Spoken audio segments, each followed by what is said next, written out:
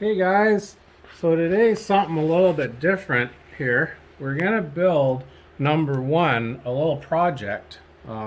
She started a vinyl, like an arts and crafts vinyl sales business online a month or two ago, and it's starting to take off. And she needs a rolling device to unroll her rolls of vinyl with. She's got these, what are they, 15 kilos? Yeah, about 15 kilograms. 15 kilogram, imagine a roll of vinyl. And when you pull the vinyl off, it has to turn. So she needed a base that would roll the vinyl for her. So we came up with this today. We got a couple pins. We got some parts from a previous video where we made a cup turner. These are the leftover parts from the cup turner.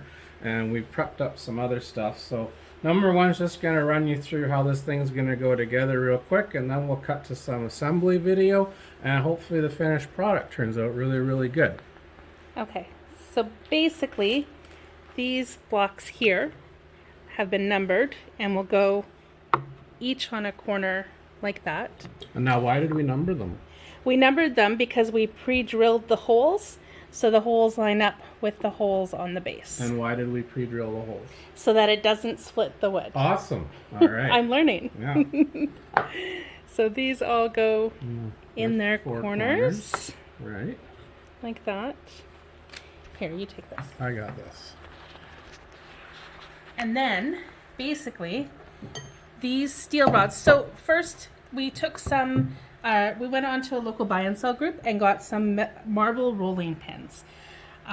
We figured that they are a smooth stone. They weren't going to cause any scratching or splintering like wood would. Typically, these these rollers are made out of metal, and they were going to be quite a bit to buy and ship to me. So we figured that we'd make one. We're gonna make it on the cheap. Yes. So what did you pay for these two rollers? I got one for $10 and one for $15. Okay. And then we spent, I think it was about $20 on this steel rod.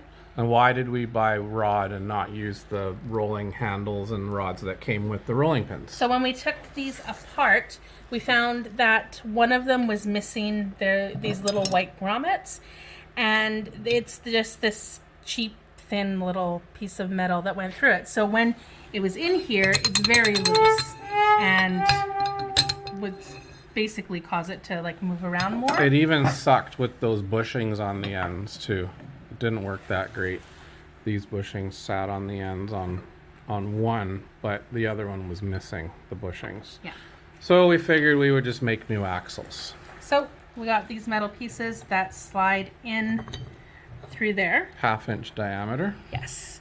And then these are going to sit on top of there in the little grooves.